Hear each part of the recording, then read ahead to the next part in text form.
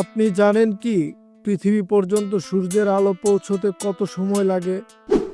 Pluto পর্যন্ত সেই একই সূর্যের আলো পৌঁছাতে কত সময় লাগে?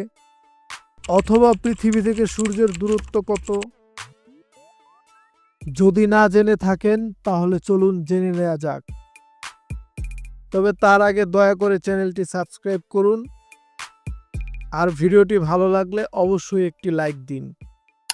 পৃথিবী পর্যন্ত সূর্যের আলো পৌঁছাতে সময় লাগে প্রায় 8.20 সেকেন্ড।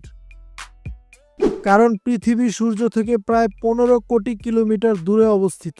প্লুটো পর্যন্ত সেই একই সূর্যের আলো পৌঁছাতে সময় লাগে প্রায় 5.5 ঘন্টা, মানে প্রায় 19,800 সেকেন্ড।